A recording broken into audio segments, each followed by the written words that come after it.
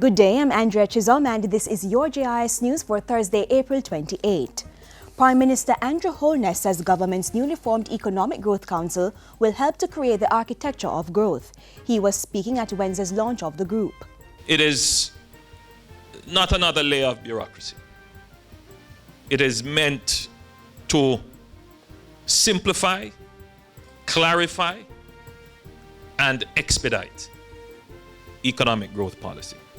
The council is charged with building local and international support for Jamaica's growth agenda and securing large investments.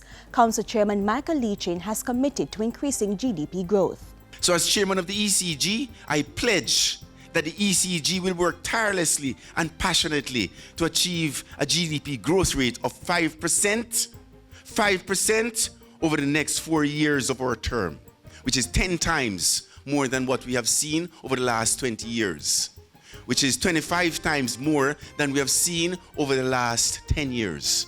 The Economic Growth Council will comprise no more than 12 members, both from the private and public sectors, and will make quarterly reports on its progress.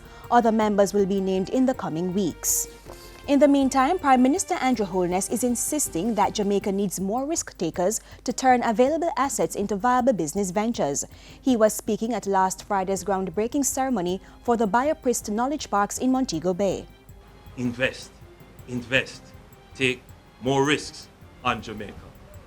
Pointing out that the Parishes Knowledge Parks benefited from government support through entities such as JAMPRO and the DBJ, Prime Minister Holness said those willing to take the risk could be assured of government support. Indeed, taking risks is not just the purview of the entrepreneur, but the political directorate must also see the value and the opportunities that exist in the country and create the regulatory and legislative framework to turn those risks into profitable realities. 3 Parishes Knowledge Parks offering over 200,000 square feet of BPO ICT office spaces are being built in Montego Bay, Lucy and Sandy Bay. They are being developed by foreign direct investment from the United States and a consortium of Jamaican pharmaceutical companies.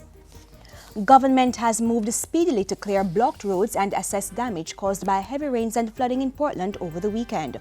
Minister of State with responsibility for works in the Office of the Prime Minister, Everald Warmington, toured affected areas on Tuesday.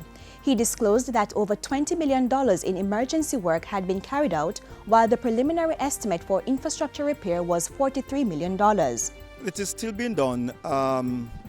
We're looking at this stage a bill of maybe $64 million. That's just preliminary.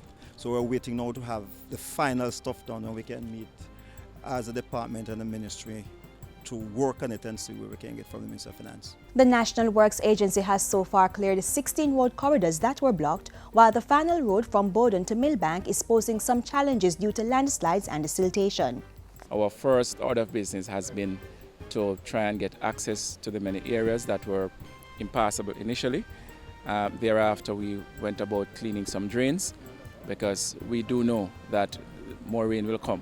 And so we really want to mitigate the incidents or the likely incidents of flooding in these areas. Minor water supply systems are to be established in 4 parishes. This will be done under a pilot project being undertaken by the Ministry of Local Government and Community Development. Portfolio Minister Desmond McKenzie made the disclosure during a recent meeting with World Bank Country Manager for Jamaica, Galina Sotirova.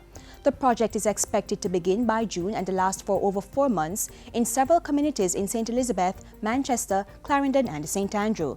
The pilot entails construction of mini water posts with at least 6 1,000-gallon water tanks at each location. These should reduce the need for regular trucking of water to the communities. We believe that minor water supply plays a very important role in the whole trust for the growth agenda.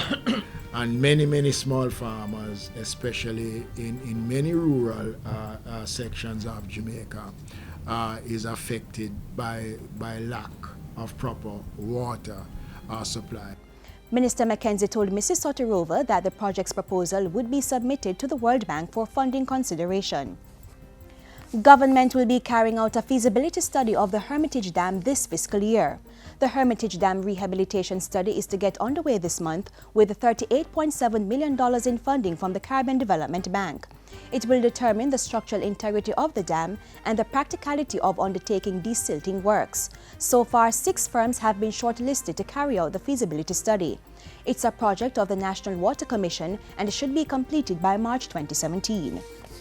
And finally, State Minister for Education, Youth and Information Floyd Green has offered condolences to the families of the 3-year-old child who was killed in St. James and the Holness boy student who allegedly committed suicide.